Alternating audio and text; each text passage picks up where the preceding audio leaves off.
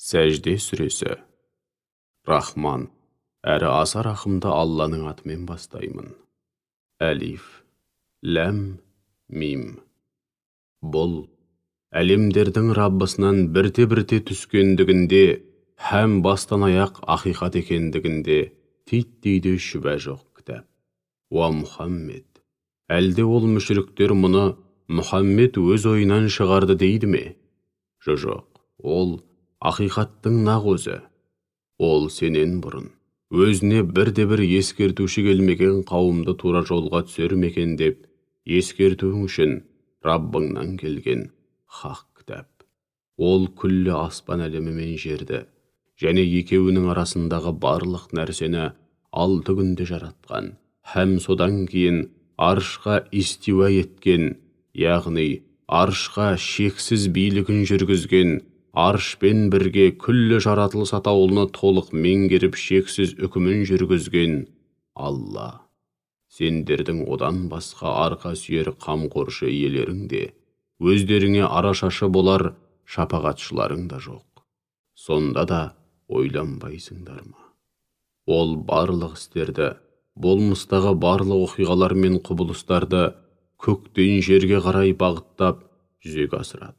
Кейін барлық істер сендердің жыл санауларың бойынша 1000 жылға пара-пар бір күнде, яғни қиямет күні, оған көтеріледі. Міне, ол ғайыпты да, жарияны да, яғни сезім мүшелерімен сезіп білу мүмкін болмаған тылсым әлемді де, сезім мүшелерімен сезіліп білінетін жария әлемді де толық білуші, азиз, бәрінен үстем әрі ұлық, рахим, күллі жаратылысқа әсіресе өзіне бет бұрып, иман келтірген құлдарына ерекше мейірімді. Ол, жаратқан барлық нәрсесін кемеліне келтіріп, кереметті етіп жаратады. Адамды әу баста балшықтан жаратты. Содан кейін, оның нәсілін түкке тұрғысыз сөл судан жаратты. Кейін оған, ана құрсағында ең лайықты да, ең керемет кескін келбет берді. Һәм өзінің рухынан үрлеп жан бітірді.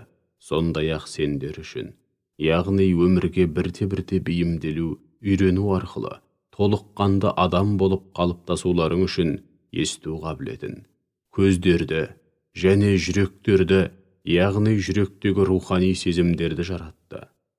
Әйтсе де сендер оған өте аз шүкірлік етесіңдер. Сөйте тұра олар, сонда біз топыраққа араласып жоқ болып кеткеннен кейін қайтадан жаратыламыз ба дейді. Анығында олар қайтадан жаратылу ақиқатын емес, Раббылармен қауышуды жоққа шығаруда. Ендеше оларға, сендерді өзіне жандарыңды алу міндеті жүктелген өлім періштесі келіп өлтіреді. Содан кейін Раббыларыңның құзырына жөнелтілесіңдер, жеткізілесіңдер деп айт. Күнәға белшесінен батқан күнәһарларды Раббыларының алдында бастары салбырап, жерге кіріп кете жаздап тұрған кездерін көрсең ғой. Сонда олар, уа Раббымыз, біз енді ғана анық көріп, анық ести бастадық. Жалынамыз, бізді дүниеге қайтара көр, онда өзіміздің һәм өзгелердің игілігі үшін игі істер істейік.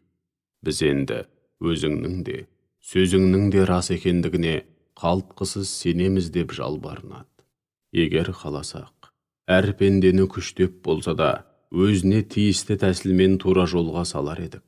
Алайда, пенделерімнің көбі күпірлікті таңдайтындықтан, менің жаһаннамды жындар мен адамдардың барлық күнәһарларымен сөзсіз толтырамын деген сөзім, үкімім әлде қашан бекіген. Ендеше осы күнгі қауышуды ұмыт қалдырғандарың үшін жаһаннам азабын татыңдар. Бүгін біз де сендерді мүлдем ұмыт қалдырамыз. Ал енді істеген күнәларың үшін мәңгілік азап татыңдар.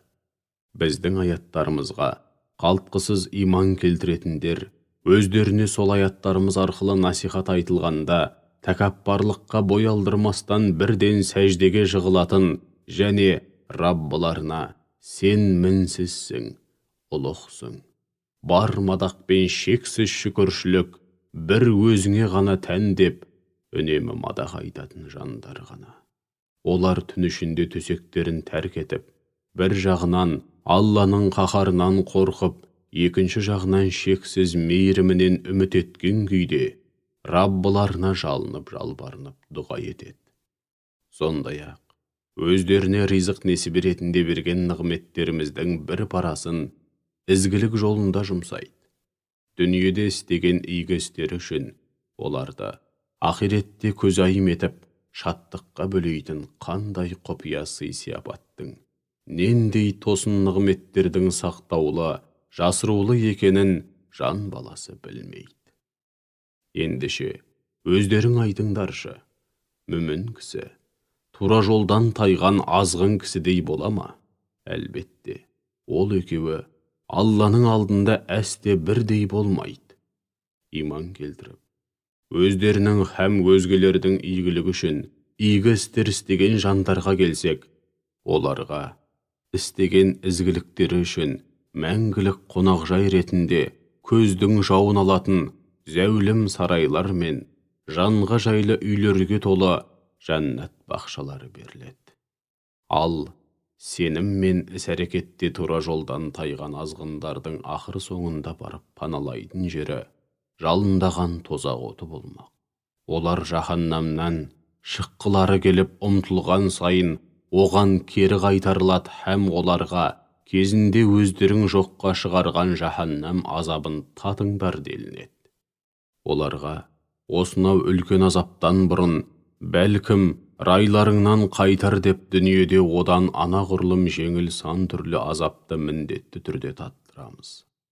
Раббысының Құрандағы, болмыстағы һәм адам бойындағы аяттары есіне түсіріліп, өзіне сол арқылы насихат айтылған соң, олардан сырт айналған адамнан асқан залым бар ма?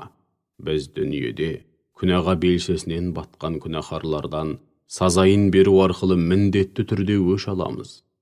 Анығында, кезінде Мұсаға қалай кітап түсірген болсақ, енді саған да осынау Құранды түсірудеміз.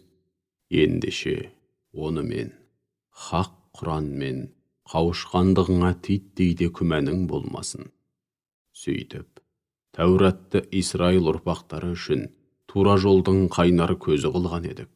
Олар осынау Тәуратты басшылыққа алып, діндерінің талаптарын орындауда барынша сабырлылық танытқан, әрі аяттарымызға қалтқысыз сенген кездерінде, араларынан ел жұртты біздің пәрменіміз һәм нұсқауымызбен тура жолға бастайтын көсемдер, жолбасшылар шығарған едік. Алайда олар ақыр соңында дін мәселесінде өзара қырқысып, қырық пышақ болды.